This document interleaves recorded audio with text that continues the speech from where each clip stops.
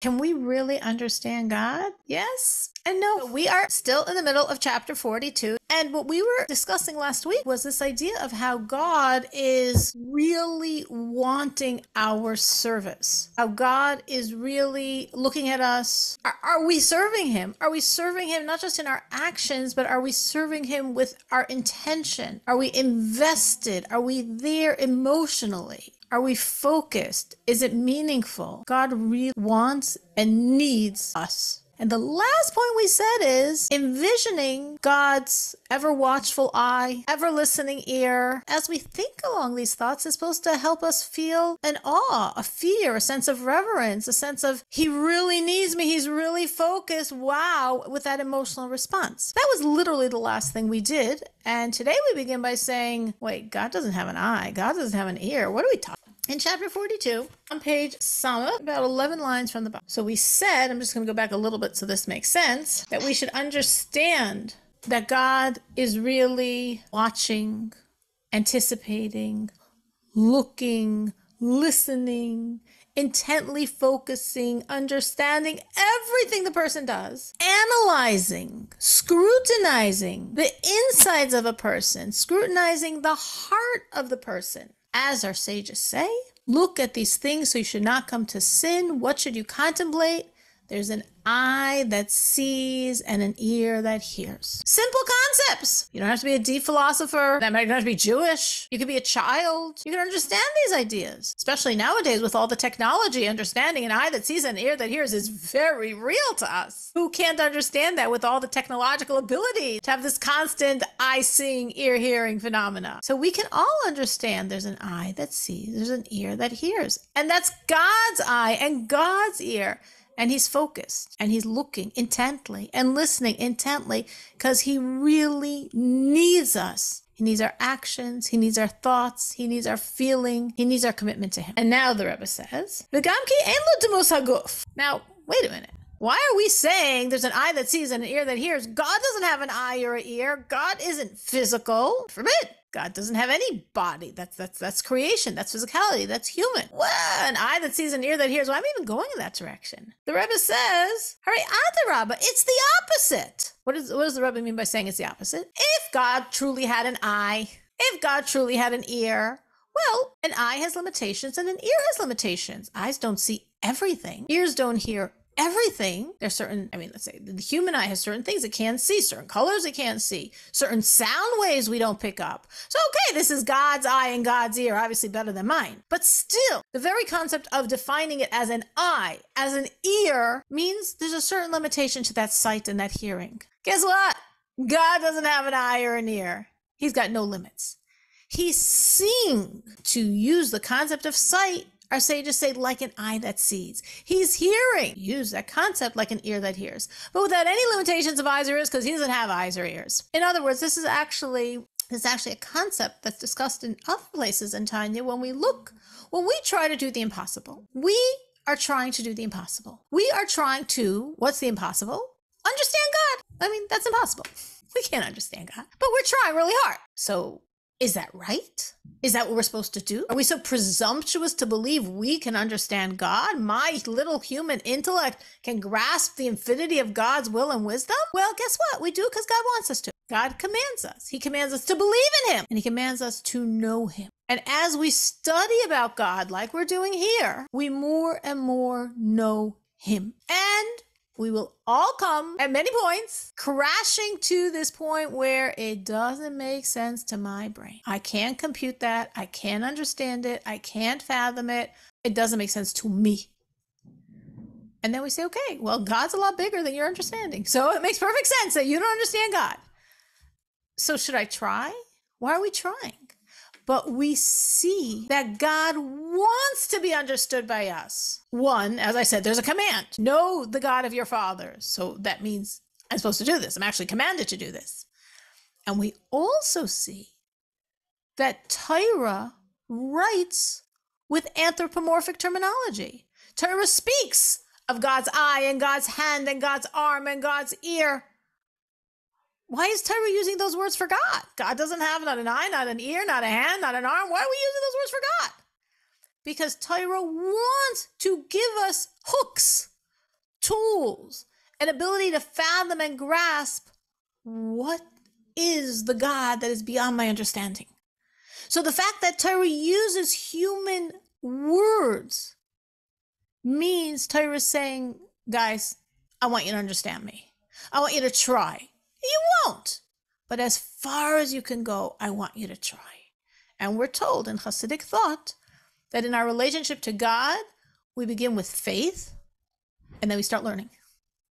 And we all learn and push ourselves more and push ourselves more as far as we can go with our mind. And when it makes no sense anymore, we ascend to a higher faith. So what was the point? I started off with faith. It's very different. The faith, that preliminary faith that precedes knowledge, to that, if we will use the word matured, very stretched point where my mind went so far, and then I'm ascending to something even higher, a much higher, much more nuanced, much more specific dimension of faith.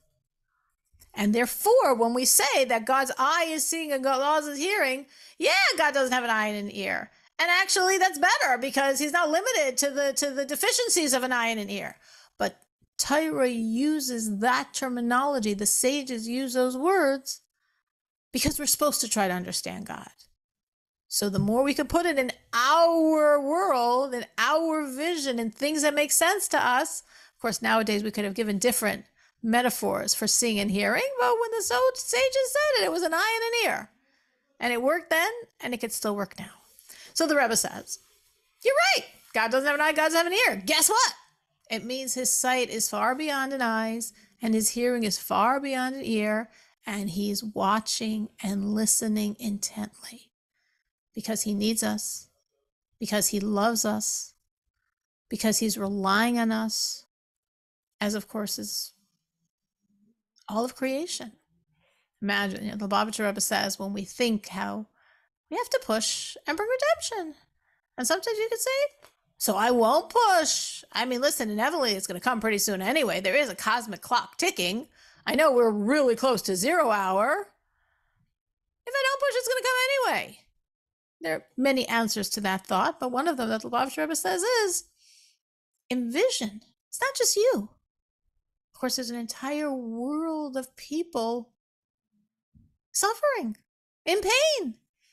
Various different reasons, various different pains, various different ailments of exile. It's not even just the 15 million Jews of the world. It's 8 billion mankind. Oh, yes. Sorry, someone just asked, am I recording? And it does say recording on the screen, which is good. Thank you for asking. If you ever think I'm not recording, please let me know, because I did once mess up and not record this class. And I felt bad because, of course, some people rely on the recording. So thank you for that. So getting back to what we're saying. If we think about pushing to bring redemption and we say, oh, to push, it's going to come soon anyway. I mean, like we know there's 0 hour. I don't know if it's today or in a month or in a year, but I mean, it's inevitable. Bob Schroeder says, not fair. Not fair. Not fair, because there's 15 million Jews, each one of them having their own package of pain. I mean, there's 8 billion mankind having their package of pain. And there's every Jew that ever lived. Every Jew that ever lived is above, looking down at us and saying, "New, please get your act together. Please bring redemption so we can come back." And the Rebbe says, there's God. God is also wanting us to bring redemption for him, because God's also in exile until we free him by bringing redemption for mankind and for God. So God is intently looking at us because God truly made himself vulnerable to us. He needs us. As we said last week, we're the ones that make him king on the world. As we're saying now, we're the ones that he gave the power to be the catalyst for redemption. So he's really looking And it's almost like a look that empowers and a look that pleads, empowering us to do it and pleading with us to do what we are in this world to do. And that eye and that ear that's looking and watching is limitless. As the Rebbe says, Hakol gola v'yadu lefanav. Everything is revealed to God. B'yeser se'es, more strongly, le'enkates, infinitely, mir'iyas ha'ayim v'shmiyas ha'ayzin al derech mashal, than it would be by an eye that's seeing and an ear that's hearing, so to speak. So you're saying, wait a minute, why does the sage just say eye, ear? God doesn't have an eye and ear? And the Rebbe says, you're right. It's much more powerful. It's much stronger because he doesn't have an eye and an ear. So his sight and his hearing is limitless, no constraints, and very focused on each and every one of us. So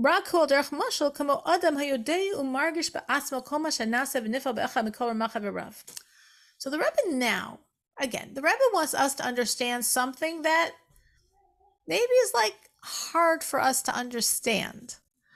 So the Rebbe now is taking a different angle of explaining God's awareness of us.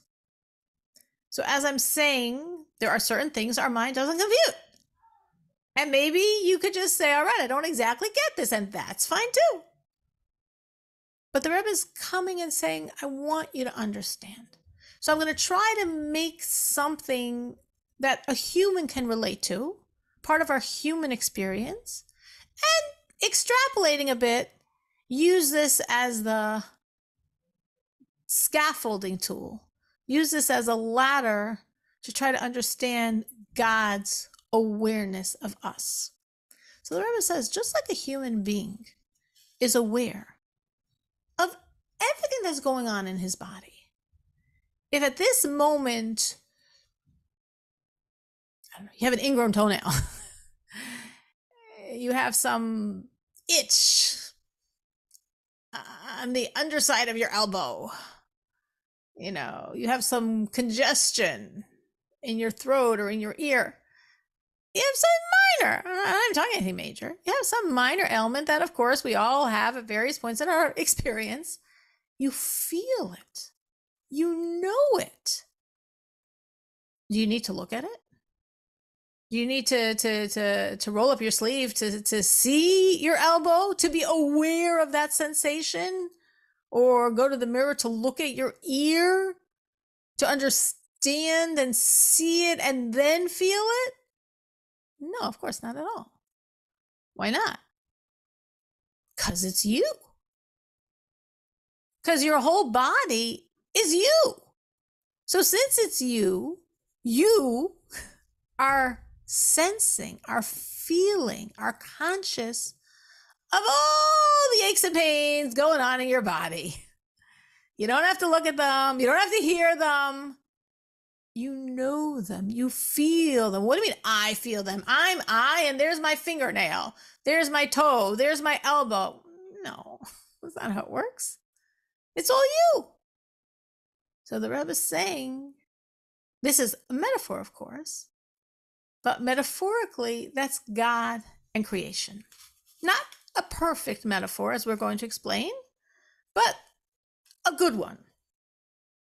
So the Rebbe said, to translate that precisely now that I explained it, just as a person knows and feels automatically himself, he senses everything that's happening in any limb of his body.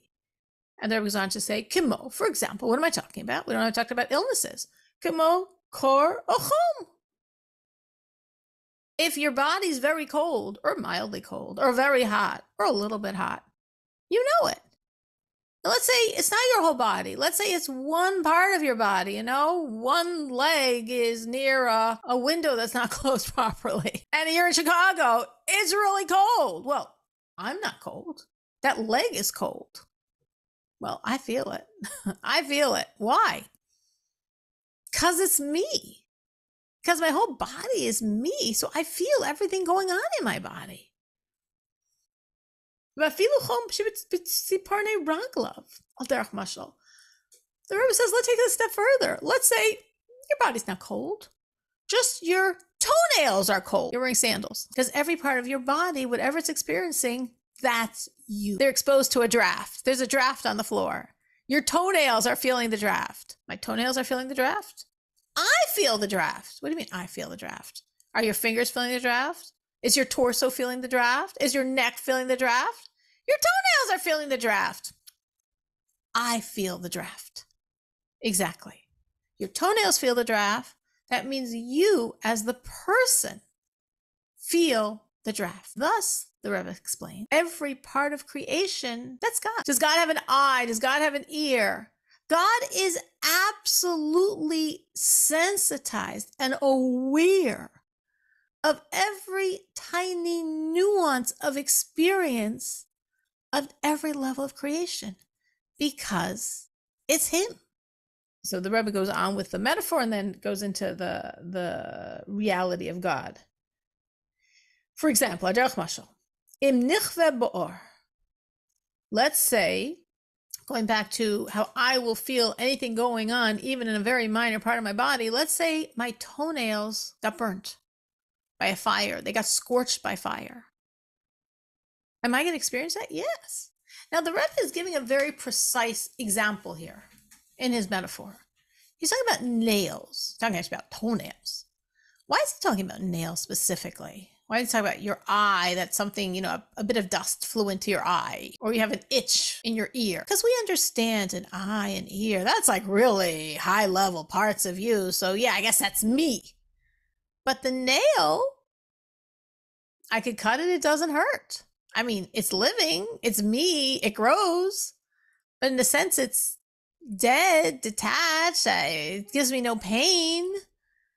So something that's so not sensitized, and we're not even talking about fingernails here, we're talking about your toenails.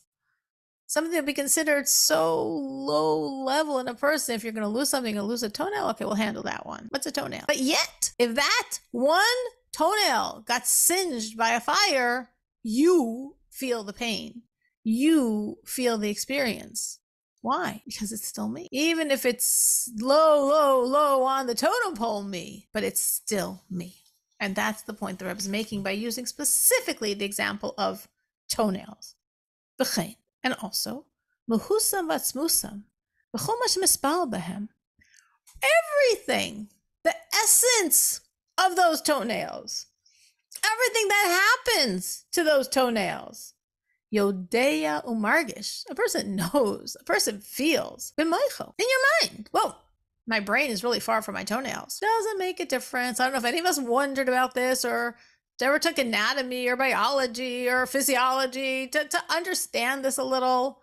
The brilliant workings of our human bodies, this brilliant gift that God gave us.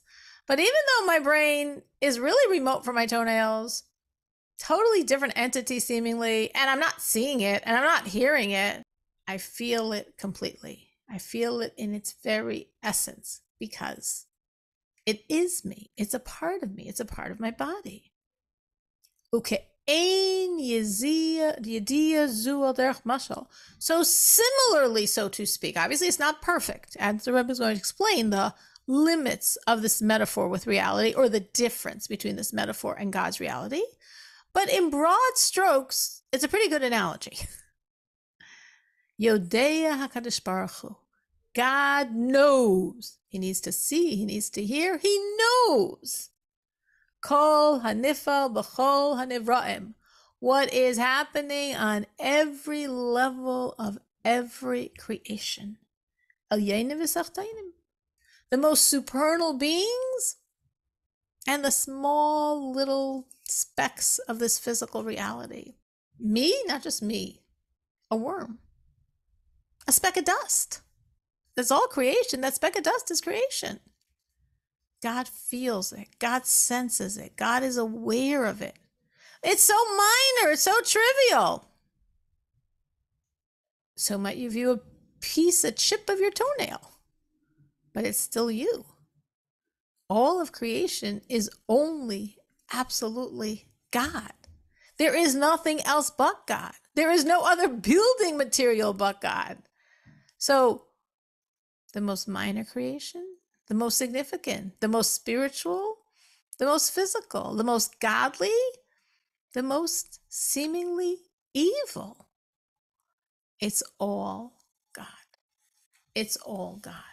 And therefore, he experiences everything, which is hard for us to fathom because isn't it like sensory overload?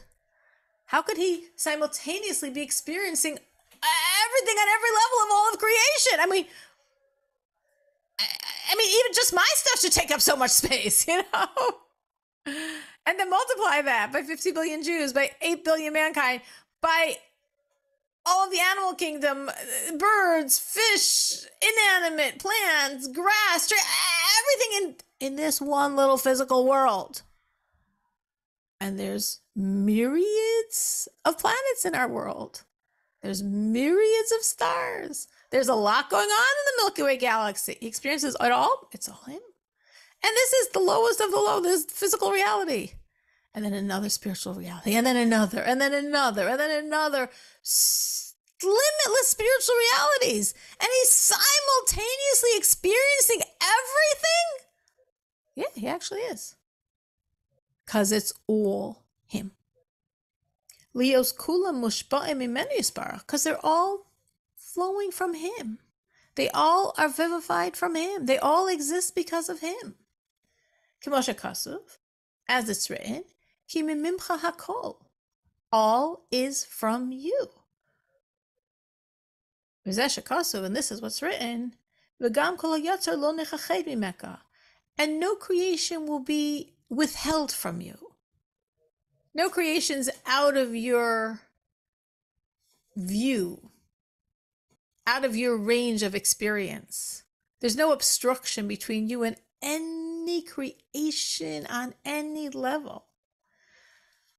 So this is a lot to think about. Now, why are we saying this again? Because it could be like, what? Why are we talking about this at all? We're talking about it because we were saying that we need to develop a real sense, awareness of God's presence. And as we're sensitized, as we're focused, we'll naturally feel fear, we'll naturally feel love, and our service will be of a completely different caliber. It'll be flying, it will have wings, it will be doing so much. Same act, but so different when it's infused with love and fear. How do I get that love and fear? By thinking about God. By thinking of his greatness, by thinking of his goodness, by thinking of him being right here looking at me and needing me right now. And then we're like, wait a minute, what do I mean he's looking at me? Well, what do I mean listening to me? What's going on here? He's not physical. He's not physical. And he's completely aware of every nuance of my existence. Why? Because I'm him. Just as we are aware of every nuance going on in our body, sometimes we might tune out deliberately because we don't want to feel pain, or just we're focused on other things because we are limited human beings. But if we chose to, we could feel everything going on in our body. Well, God's not limited. That's what I'm saying. With all of creation, the myriads and myriads and myriads and myriads and myriads of creation, and God can experience it all simultaneously, every second, every heartbeat. Yeah, he can. And he does. And that's his awareness of us. And by us, of course, we're saying it's even more focused. Just so you can envision that you're tuning into certain parts of yourself more than others. If certain parts are crying out and want attention, they're more important. You're going to focus on them more. Nothing's more important to God than a Jew. Nothing. Nothing. So God's paying a lot of attention to our experiences, and he's feeling every one of them. Okay. So continuing. So we just gave two proofs, right? Two quotations that we gave to express this concept that all is him. He's experiencing all. He knows all. And now we're going to bring from the Rambam this concept as well. So before we had quotations. Now this is Maimonides, this is Rambam. Ukmoshe Kosov HaRambam. And as Maimonides writes, V'hiskimo lezeh chachmei HaKabbalah, and the sages, the masters of Kabbalah, agreed with him. K'mo shekasav haramak b'pardes, as the Ramak stands for Rav Moshe Cordovero, a very, very great Kabbalist, as he writes in his very great Kabbalistic work, the Pardes. So just to explain what that little piece I read before we get into what Maimonides is saying, Maimonides represents a philosophical expression called chakira, which means a rationalistic approach to understanding God, using your mind and rationally analyzing the information you have at hand to come to a greater awareness and sense of God. Kabbalah, the Kabbalists, are not doing that at all. The Kabbalists are just receiving, that's actually what Kabbalah means. They're receiving the secrets of God that he has shared with man, that they are privy to. So it's very, very different bodies of thought. Again, Chakira is very intellectual, very dispassionate, cold, rational. And Kabbalah is very mystical, talking about God in mystical details. And yet, the Kabbalists and Maimonides, representing this rational, investigative approach, using different tools, they come to the same conclusion. What is it? What does the Maimonides say that the Kabbalists, they might use different lingo, but they would also say the same thing? Shebiyedias atzmo, that with God's awareness of self, with his knowledge of self, kivyachol, so to speak, Yodeya kol hanivraim, God knows, is aware of every single creation. Hanimtsaim me'amitas himatzo v'chulei, because they exist from the truth of his existence. So that little concept of Maimonides is what the Alter Rebbe has now been elaborating on for us, so we should understand it. So this is a support for what the Alter Rebbe is saying, because he's going back to a prior source, saying, look, this is what Maimonides says. And guess what? Maimonides and the Kabbalists actually agree on this, which is sort of interesting, that Maimonides' rationalistic, inquisitive, from below to above perspective, and the Kabbalists from above to below perspective, they're gonna come up to the same conclusion? Yeah. God is aware of all creation because it's all him. Because we are all him. Because everything we experience is him. Because everything in our world is him. Because there's nothing that's not him. This is the most foundational concept that everything we're learning is based on. And of course, we've discussed this concept many, many, many times in Tanya, each time maybe from a slightly different angle. Here we're coming at it from a different angle than before, but we're coming to the same truth. All roads lead to Rome. We're coming to the same truth from all these different angles. All is God. There is nothing but God. The foundation of this philosophy, of theology, and very practically, the most practical tool to live a joyous life, to be free from the worries, from the constraints, from the stresses. It's all God. It's only God. There's nothing but God. Can breathe, say, it's all God. We take responsibility for whatever we can, and we say, it's all God. It's all God. Well, he's good. It's all good. And we look at things in our life, things that are like we like, and other things, and we say, it's all God. It's his world. He knows what he's doing. He has absolute love for us. It's all him. So this concept, if you're going to take it based on the verse quoted, the liturgy quoted, Maimonides, Kabbalah, Hasidic thought, all these different dimensions, we're saying it's all him. And in our context here, why are we discussing this now? Because that's how God has absolute awareness of me. That's how everything I do, he knows absolutely. And I already established how important I am to him. Alter Rebbe already spent a lot of ink on that idea, how much God needs me, and therefore how much attention he's paying to me. And now I understand, and I'm him. So obviously there's no barriers, there's no limits. Whatever I'm experiencing, it's part of ultimately his experience. Rak, only. But the Rebbe says, I gave you a metaphor. The metaphor was the human body. To me, the person inhabiting that body. And in the metaphor, which was a good metaphor, it expressed the point. I feel everything going on in every extremity of my body. Anything that's affecting my body, I feel because my body's me. So the Rebbe said, I gave it to you. I wrote it. I thought about it. But I'm putting a little caveat. I'm putting a little disclaimer. It's only a metaphor. I said it to make this concept of God, which is a little hard for us to fathom, as we spoke before, to make it a little more understandable. That's the idea of a metaphor. It says King Solomon, for every new concept he had, every new innovation that he wanted to share with the rest of us, he had to create 3,000 metaphors. Meaning, you understood metaphor 3,000? Great! That's a stepping stone to metaphor 2,999. You got that one? Good.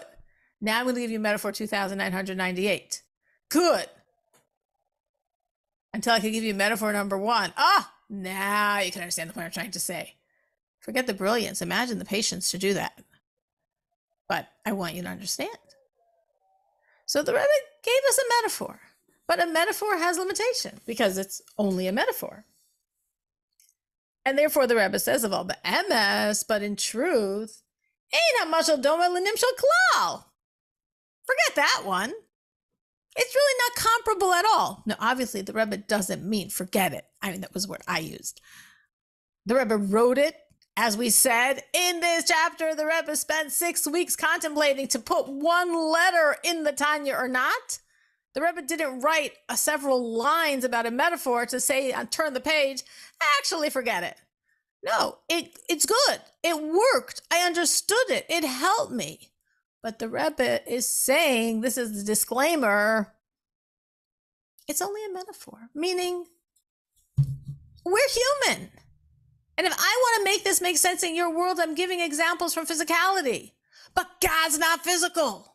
So physicality, by definition, has limits. God doesn't have those limits. So in this metaphor I gave you of the person experiencing everything going on in every part of their body, it's true. And it's good because from there we could extrapolate how God perceives and feels every one of us in all of our lives at every moment. Well, what if he's looking in the other direction?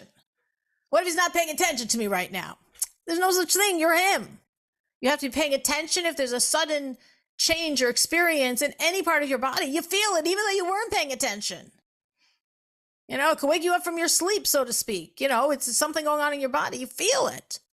So God can't space out or be so involved and pay attention to another part of his body that he's not even feeling what's going on in this limb. Doesn't work for us, I'm sure it doesn't work for him. But the Rebbe said, I said it to help you. But obviously, there's a very great discrepancy between the metaphor and God's reality. Obviously, the metaphor is physical. God's not physical. Physicality, by definition, means limitation. God has no limits. So there's a very, very foundational difference between the metaphor and the reality of God. At first, the Rebbe wanted us to know the metaphor. And he still wants us to know the metaphor. But he doesn't want us to swallow the mistake between the metaphor and reality and start thinking about God with the physicality limitations that are inherent in me experiencing my body situation. So what's the critical difference? Obviously, you could say many differences. Again, not human, not physical. But the Rebbe is focusing on one very specifically that conceptually is very significant. Ki nefesh ha'adam, because the soul of man, afilu hasichlis velokis, even the highest level of the animal soul, which is called the nefesh hasichlis, the intellectual soul, and even more than that, even the godly soul, he mispa'eles mima'urei haguf, is affected by what happens to the body. V'tsa'aro, is affected by the pains, by the traumas, by the hard experiences the body is going through. Because the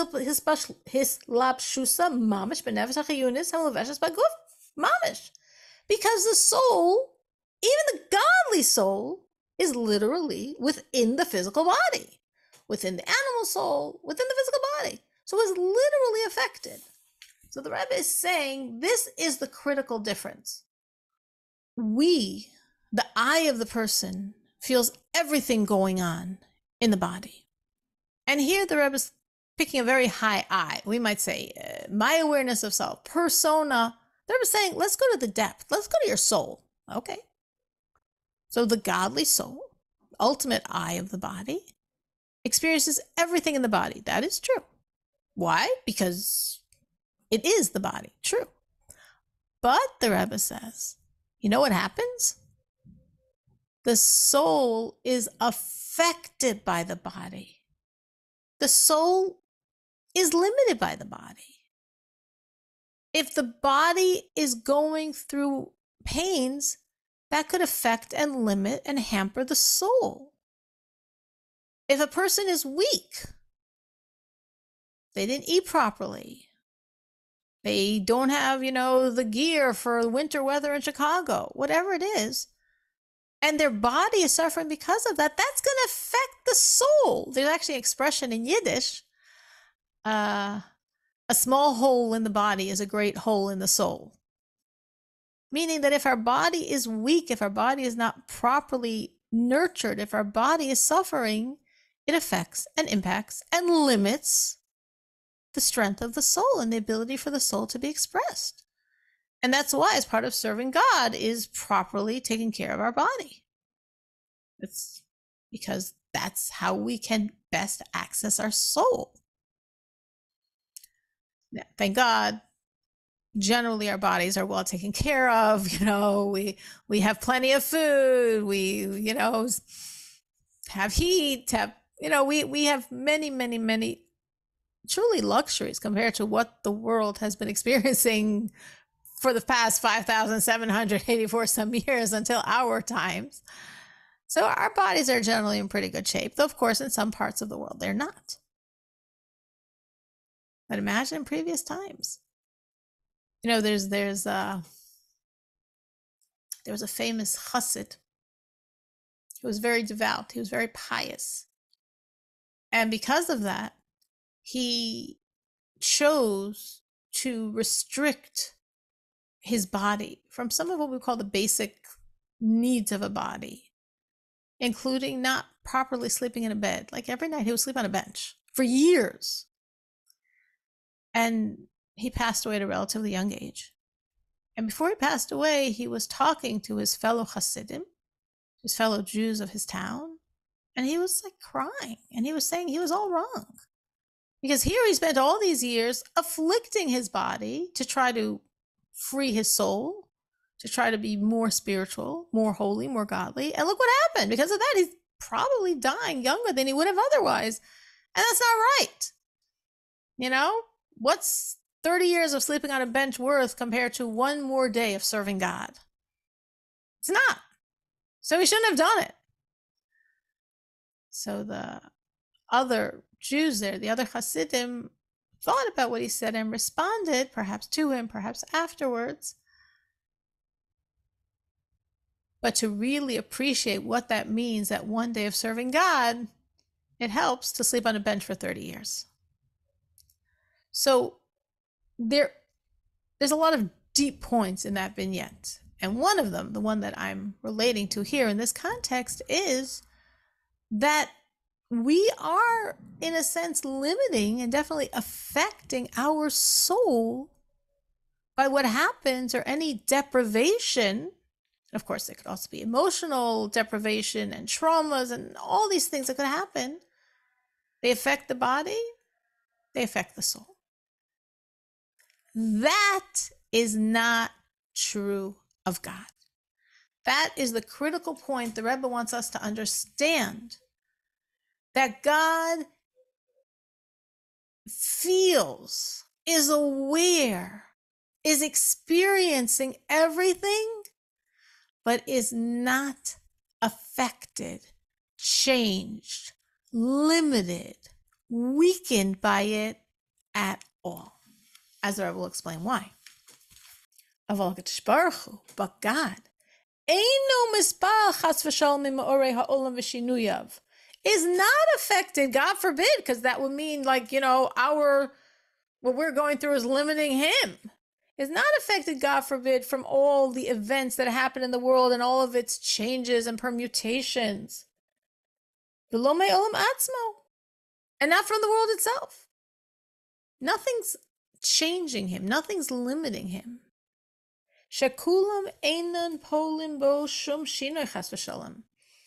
That none of them are affecting any change in God. God forbid. So how do we understand this? So again, the Rebbe here is getting into a lot of very deep topics, sort of touching on a lot of very deep topics.